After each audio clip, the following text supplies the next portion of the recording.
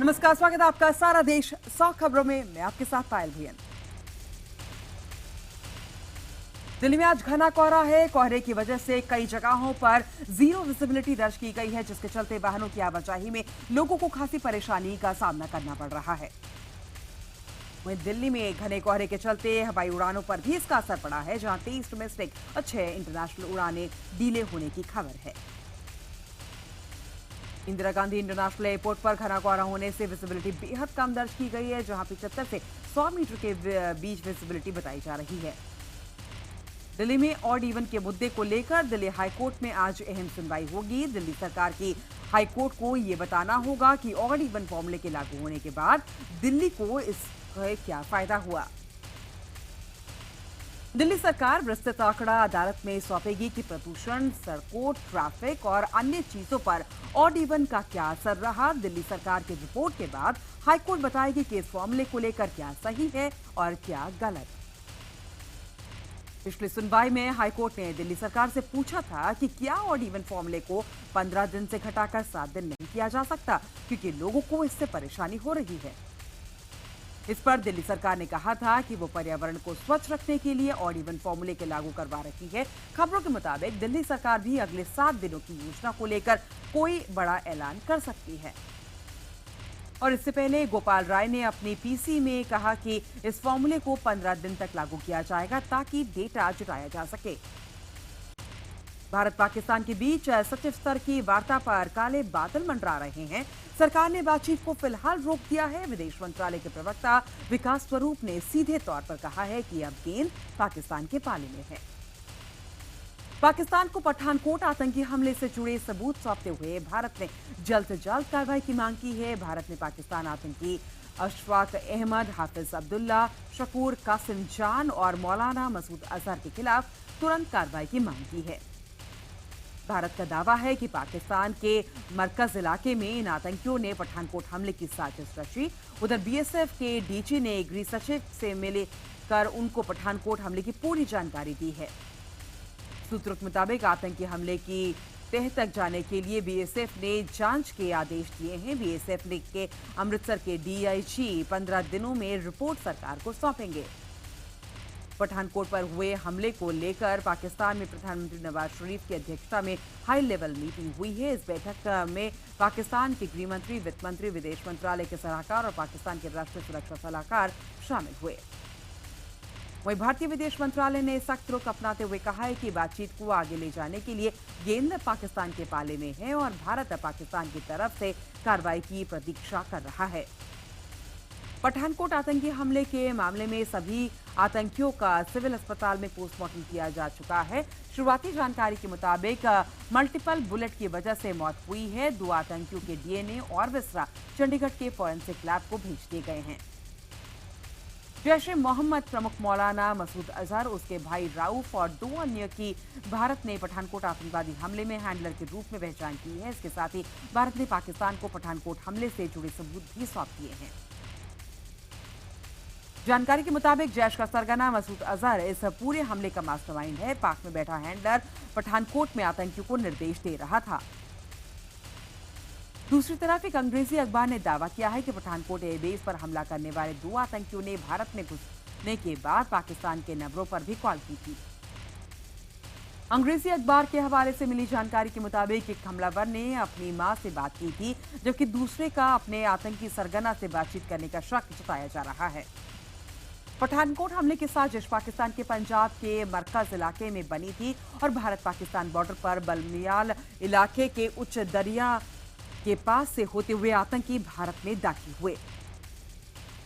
दरिया के पास से खेत से आतंकियों ने एपकॉट जूतों के प्रिंट भी उनके मिले हैं। एनआईए मान रही है कि यहीं से आतंकी घुसे थे।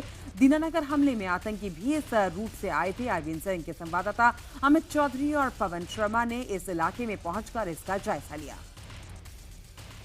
कांग्रेस नेता कपिल सिब्बल ने सरेआम पाकिस्तानी आतंकवादी जकीउर रहमान लखवी को इज्जत बख्शते हुए साहब कहकर बुलाया है। पठानकोट हमले के लिए कांग्रेस के प्रेस कॉन्फ्रेंस के दौरान सिब्बल ने उसे साहब कह के बुलाया। एमआईएम के सांसद असदुद्दीन ओवैसी को आईएसआईएस की तरफ से जान से मारने की धमकी मिल रही है। धमकी मिलने के बाद ओवैसी ने कहा कि आईएस की धमकियों से फर्क नहीं पड़ने वाला। अमिताभ बच्चन अब अतुल्य भारत अभियान का चेहरा होंगे। पर्यटन मंत्रालय के सूत्रों के अनुसार अमिताभ इस काम के लिए पहली पसंद हैं। हालांकि सदी के महानायक अमिताभ बच्चन का कहना है कि अब तक उन्हें इसके लिए अप्रोच नहीं किया गया है, लेकिन इस तरह से सोशल कॉज के लिए वो हमेशा तैयार हैं। वहीं अमिताभ बच्चन ने यह भी कहा कि उनको अगर ब्रांड एम्बेसडर बनाने का मौका मिलता है तो वो इसे स्वीकार करेंगे और इसके लिए एक भी पैसा नहीं लेंगे। और इससे पहले आमिर के इस विज्ञापन से हटने की खबरों के बाद एक बयान जारी करते हुए कहा कि भारत अतुल्य है, चाहे मैं इसका ब्रांड एम्बेसडर हूं या नहीं, सरकार का ये विशेष अधिकार है कि वो किसे ब्रांड एम्बेसडर चुनती है। वहीं आमिर खान को हटाए जाने के मामले में बीजेपी नेता जीवी नरसिम्हा राव ने कहा कि आमिर इनक्रेडिबल इंडिया के लिए भरोसेमंद नहीं थे। वहीं अतुल्य भारत से आमिर खान को हटाने पर विपक्षी दलों ने केंद्र सरकार पर हमला बोला है। वहीं जेडीयू नेता केसी त्यागी ने कहा है कि अतुल्य भारत का असहनीय और इंटॉलरेंट एक्ट है जिसे वो निंदा करते हैं। एनसीपी ने कहा है कि ऐसा लगता है कि आमिर के असहिष्णुता पर दिए गए बयान से सरकार खफा है और इसी का खामियाजा आमिर को भुगतना पड़ा। जम्मू कश्मीर के मुख्यमंत्री मुफ्ती मोहम्मद सईद के निधन के बाद अब उनकी बेटी और पीडीपी की प्रमुख महबूबा मुफ्ती राज्य की नई मुख्यमंत्री बन सकती हैं। सूत्रों के अनुसार 4 दिन के शोक के बाद महबूबा राज्य की पहली महिला मुख्यमंत्री के रूप में शपथ ले सकती हैं। और इधर बीजेपी ने आज एक बैठक बुलाई है। इस बैठक में यह फैसला लिया जाना है कि महबूबा को मुख्यमंत्री पद के लिए समर्थन किया जाए या फिर नहीं। सूत्रों के मुताबिक महबूबा को समर्थन देने के मुद्दे पर पार्टी में सैद्धांतिक रूप से सहमति है। और इससे पहले मुफ्ती मोहम्मद सईद के निधन पर राष्ट्रपति, प्रधानमंत्री, कांग्रेस अध्यक्ष सोनिया गांधी, उपाध्यक्ष राहुल गांधी, नेशनल कॉन्फ्रेंस के नेता उमर अब्दुल्ला, गृहमंत्री राजनाथ सिंह समेत तमाम नेताओं ने दुख जताया और अपने अपने तरीके से उन्हें याद किया। आपको बता दें कि गुरुवार को जम्मू कश्मीर के मुख्यमंत्री मुफ्ती मोहम्मद सईद का 79 साल की उम्र में दिल्ली के एम्स अस्पताल में निधन हो गया। सईद का पार्थिव शरीर श्रीनगर पहुंचा, जिसके बाद सईद को अनंतनाग के पैतृक गांव बेजीबिहारा में सुपुर्द खाक कर दिया गया। पिछले 7 महीने से एफटीआईआई में छात्रों का विरोध झेल रहे गजेंद्र चौहान ने आखिरकार गुरुवार को चेयरमैन का पदभार संभाल लिया है और इस दौरान प्रदर्शनकारी छात्रों को रोकने के लिए पुलिस को बल का प्रयोग करना पड़ा। कुर्सी संभालने के साथ ही चौहान ने गवर्निंग काउंसिल की अभी गठन कर दिया, जिसमें जाने माने टीवी प्रोड्यूसर बजेंद्र पाल सिंह को उपाध्यक्ष बनाया गया है। और इसके अलावा इस काउंसिल में राजकुमार हिरानी, सतीश शाह, नरेंद्र पाठक और भावना सोमैया भी सदस्य हैं। माना जा रहा है कि ये कदम छात्रों के आक्रोश को कम करने के लिए किया गया है। बजट सत्र के दौरान सदन में शांति, जीएसटी बिल और रियल एस्टेट बिल को पास कराने के लिए सरकार कांग्रेस को मनाने में जुटी गई है। इस सिलसिले में केंद्रीय संसदीय मंत्री वेंकैया नायडू ने कांग्रेस अध्यक्ष सोनिया गांधी से उनके घर जाकर मुलाकात भी की। वहीं कांग्रेस अध्यक्ष सोनिया गांधी ने सरकार से कहा है कि इस मामले पर वो अपनी पार्टी के भीतर बात करने के बाद ही सूचित करेंगी। पाटीदार नेता हार्दिक पटेल की रिहाई के लिए गुजरात की गृह मंत्री रजनी पटेल की भांजी अनशन कर रही हैं। जयश्री पटेल पिछले 6 दिनों से अनशन पर है। जयश्री का कहना है कि हार्दिक और उनके पाटीदारों को गलत तरीके से सजा दी गई है। दाऊद की संपत्ति खरीदने के लिए पैसे न जुटा पाने वाले पत्रकार बालाकृष्ण ने प्रेस कॉन्फ्रेंस कर कहा है कि दाऊद की जीत हो गई। गुरुवार को दाऊद की संपत्ति की कीमत देने का आखिरी दिन था, लेकिन बालाकृष्ण समय से 4 करोड़ 28 लाख रुपए नहीं जुटा पाए। उन्होंने प्रेस कॉन्फ्रेंस कर कहा कि मैं मदद मांगने के करीब 70 कारोबारियों के पास गया, लेकिन दाऊद के डर से किसी ने मेरी मदद नहीं की। उन्होंने ये भी कहा कि मैंने पैसे देने के लिए समय सीमा बढ़ाने की भी अपील की थी, लेकिन वो भी नहीं मानी गई। पत्रकार जेडे हत्याकांड में अंडरवर्ल्ड डॉन छोटा राजन को गुरुवार को मकोका कोर्ट में पेश किया जाएगा। इंडोनेशिया से भारत वापस लाने के बाद छोटा राजन की किसी आपराधिक मामले में कोर्ट में पहली बार पेशी हुई। छोटा राजन की पेशी मुंबई के आर्थर रोड जेल में बने मकोका कोर्ट में हुई। हालांकि राजन की जान के खतरे को लेकर ये पेशी दिल्ली के तिहाड़ से वीडियो कॉन्फ्रेंसिंग के जरिए की गई। अब कोर्ट 19 जनवरी को छोटा राजन के खिलाफ आरोप तय करेगी। वहीं अदालत ने सीबीआई को जीडी हत्याकांड की जांच के आदेश दे दिए हैं। कांग्रेस के कद्दावर नेता और छत्तीसगढ़ के पूर्व मुख्यमंत्री अजीत जोगी पर पार्टी से निकाले जाने की तलवार लटक रही है। प्रदेश कांग्रेस के नेताओं ने कांग्रेस अध्यक्ष सोनिया गांधी से एक और रिपोर्ट भी सौंपी है, जिसमें जोगी को पार्टी से 6 साल के लिए निकालने की मांग की गई है। प्रदेश अध्यक्ष भूपेश बघेल ने कहा है कि अजीत जोगी लगातार पार्टी विरोधी काम करते रहे हैं और ताजा स्टिंग ऑपरेशन में भी वो रमन सिंह के दामाद के साथ मिलकर पार्टी के उम्मीदवार को चुनाव मैदान से हटाने की डील करते हुए नजर आए। उधर अजीत जोगी की पत्नी रेणु जोगी ने भी सोनिया गांधी से मिलकर अजीत जोगी के खिलाफ राजनीतिक साजिश का भांडाफोड़ करने की धमकी दी है। आज सार्वजनिक क्षेत्र के बैंकों का एक बड़ा धड़ा। स्टेट बैंक ऑफ इंडिया के एसोसिएट बैंक द्वारा द्विपक्षीय समझौते के उल्लंघन के विरोध में एक दिन की हड़ताल पर रहेगा। हालांकि all India bank employ association द्वारा बुलाई गई इस हड़ताल में अधिकारी शामिल नहीं होंगे। हड़ताल के दौरान निजी क्षेत्र के बैंकों में कामकाज जारी रहेगा। हड़ताल को देखते हुए अधिकतर बैंकों ने अपने ग्राहकों के लिए एडवाइजरी जारी कर दी है कि हड़ताल का प्रभाव होने की स्थिति में कामकाज के लिए आवश्यक कदम उठाए जाएंगे। और इससे पहले राजधानी दिल्ली में सदियों में पिछले 15 सालों का सबसे गर्म सप्ताह दर्ज किया गया। गुरुवार को दिल्ली में न्यूनतम तापमान 11.5 डिग्री दर्ज किया गया, जो कि पिछले 15 सालों में सबसे अधिक है। नर्सरी स्कूलों में सभी कोटे खत्म करने के दिल्ली सरकार के फैसले के बाद निजी स्कूल एसोसिएशन अदालत का दरवाजा खटखटाने का मन बना रहे हैं। निजी स्कूलों का मानना है कि इस फैसले से दाखिले की प्रक्रिया और लंबी हो जाएगी और लोगों को सिर्फ परेशानी ही होगी। आपको बता दें कि दिल्ली सरकार ने प्राइवेट स्कूलों में नर्सरी दाखिले के लिए मैनेजमेंट समेत तमाम तरह के कोटे खत्म कर दिए हैं। प्राइवेट स्कूलों में अब 75% सीटें साधारण, जबकि 25% सीटें गरीब बच्चों के लिए आरक्षित होंगी।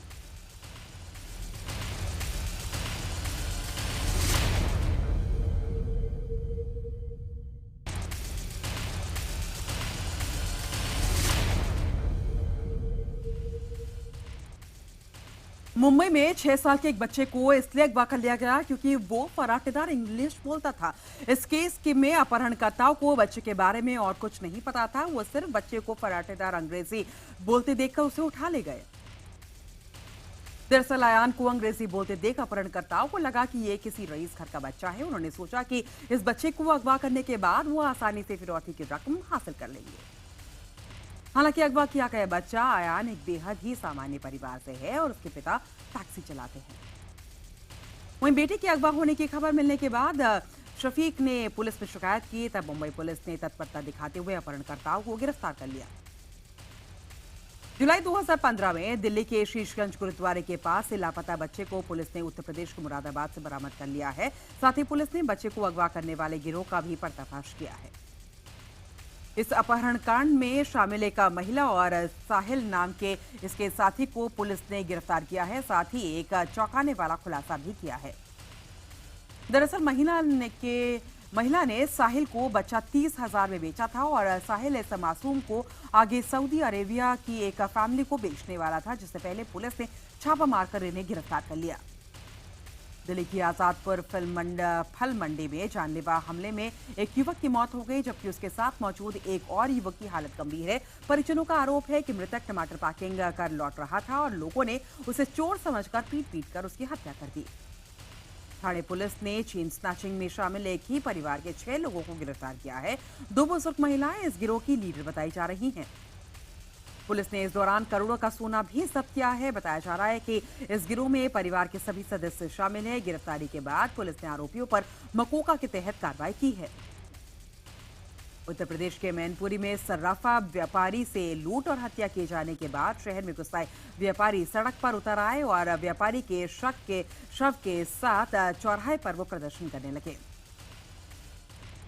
व्यापारियों का कहना है कि लगातार हत्याओं को तत्काल जो हत्यारे हैं उसको तत्काल गिरफ्तार किया जाए। इस दौरान वहां मौजूद पुलिसकर्मियों से अतिक्रोश लोगों ने धक्का मुक्की भी की।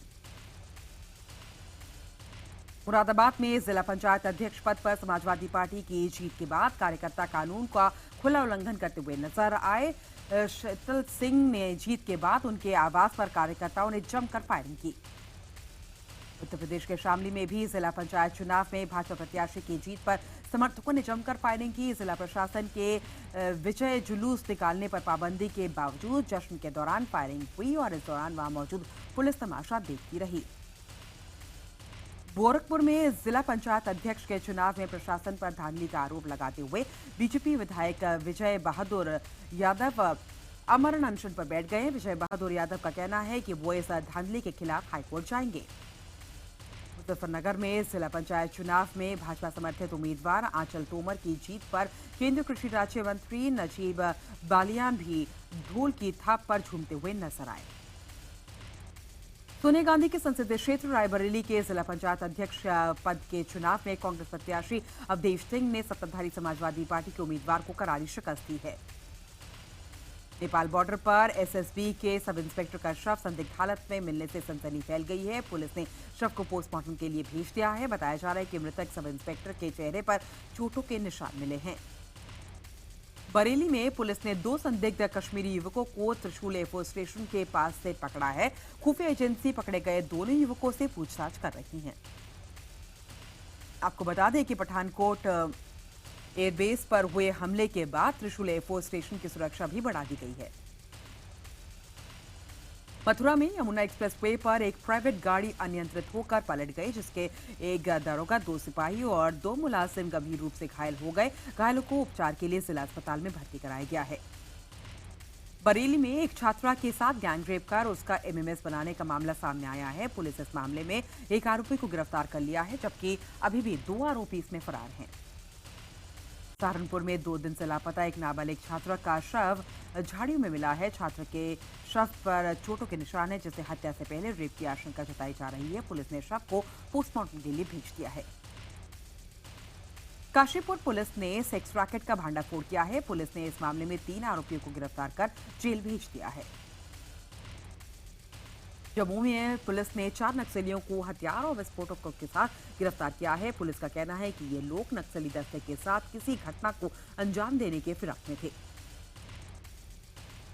झारखंड के सरायकेला में पुलिस ने नकली विदेशी शराब बनाने वाले मिनी शराब फैक्ट्री का भंडाफोड़ करते हुए यहां से भारी मात्रा में नकली विदेशी शराब बरामद की है। पुलिस ने फैक्ट्री संचालक को भी गिरफ्तार किया है। बिहार के किशनगंज में एक बैंक कर्मी ने अपने परिजनों के साथ मिलकर अपनी पत्नी को जिंदा जला दिया। बाद में इलाज के दौरान महिला की मौत हो गई। महिला के परिजनों का कहना है कि हत्या दहेज के लिए की गई। राजस्थान के ब्यावर में एक युवक पर नाबालिग लड़की के साथ बलात्कार का आरोप लगा है। पुलिस ने रेप के आरोपी और उसकी भाभी को मदद के आरोप में गिरफ्तार कर लिया है। मध्य प्रदेश के जबलपुर में चोरी ने दिन दहाड़े मोबाइल की दुकान का ताला तोड़कर फिर दुकान में रखे कीमती मोबाइल सहित लैपटॉप और नकदी लेकर फरार हो गए चोर। पुलिस चोरों की तलाश में जुटी हुई है। छत्तीसगढ़ के कांकेर जिले में विभाग की टीम ने एक ग्रामीण के घर से 11 फीट लंबी शेर की खाल बरामद की है। खाल के साथ आरोपी ग्रामीण को भी गिरफ्तार कर लिया गया है। बरामद खाल की कीमत लगभग 1 से 1.5 लाख रुपए आंकी गई है। रायपुर में पुलिस ने छापा मारकर सेक्स रैकेट का भांडाफोड़ कर दिया है। इस कार्रवाई में पुलिस ने 4 युवकों और 7 युवतियों को गिरफ्तार किया है। उत्तर प्रदेश के हरदोई में एक पति ने अपनी पत्नी की पीट कर हत्या कर दी और शव को छुपाने के लिए घर से दूर मिट्टी में दबा दिया। जब शाम को कुछ बच्चों की नजर मिट्टी पर पड़ी तो उसकी सूचना पुलिस को दे दी गई। पुलिस ने मौके पर आकर शव को कब्जे में लेकर पोस्टमार्टम के लिए भेज दिया है और आरोपी पति को तलाश में उसकी जुट गई है। हरियाणा में इन दिनों युवक पढ़ी लिखी महिलाओं से शादी कर रहे हैं। कुछ युवक ये पढ़ी लिखी महिला से दूसरी शादी भी कर रहे हैं। दरअसल सुप्रीम कोर्ट ने हरियाणा में होने वाले पंचायत चुनावों में प्रत्याशी के लिए मैट्रिक तक पढ़ाई होनी अनिवार्य कर दी है, जिसके बाद लोग अपनी पत्नी को मैदान में उतारने के लिए मैट्रिक पास महिलाओं से शादी कर रहे हैं। दक्षिण अफ्रीका के कैप्टन हाशिम अमला ने टेस्ट टीम की कप्तानी छोड़ दी है। इंग्लैंड के खिलाफ दूसरा टेस्ट ड्रॉ होने के बाद बीच सीरीज में ही अमला ने कप्तानी छोड़ने के फैसले से सभी को हैरान कर दिया है। ऑस्ट्रेलिया और वेस्टइंडीज के बीच खेला गया सिडनी टेस्ट ड्रॉ हो गया है। बारिश की वजह से कई बार मैच को बीच में रोकना पड़ा। 5 दिनों के 2 पारी का खेल भी नहीं हो पाया और मैच बेनतीजा खत्म हुआ। डेविड वार्नर ने सिडनी क्रिकेट ग्राउंड पर सबसे तेज टेस्ट शतक लगाने का रिकॉर्ड बना लिया है। वार्नर ने वेस्टइंडीज के खिलाफ 82 गेंद में अपना शतक ठोका और 122 रन की पारी खेलकर आखिर तक नाबाद रहे। अभिषेक कपूर की फिल्म फितूर का नया गाना रिलीज कर दिया गया है। इस फिल्म में पहली बार कैटरीना कैफ और आदित्य रॉय कपूर की जोड़ी देखने को मिलेगी और ये पहली बार होगा कि कैटरीना अपने से जूनियर एक्टर के साथ काम करती हुई नजर आएंगी। ये फिल्म 12 फरवरी को रिलीज होगी।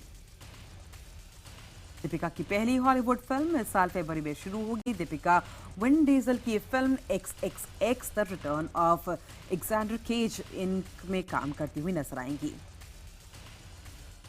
फिल्म के निर्देशक डीजे कारूसो ने ट्वीट करते हुए कहा है कि फिल्म की शूटिंग जनवरी में शुरू करेंगे और दीपिका फरवरी में कास्ट को ज्वाइन करेंगी। प्रियंका चोपड़ा ने किसी पाकिस्तानी फिल्म में काम करने की ख्वाहिश जाहिर की है। खबरों के अनुसार प्रियंका ने कहा है कि अगर उन्हें अवसर मिला तो वो पाकिस्तानी फिल्म में अभिनय करना जरूर चाहेंगी।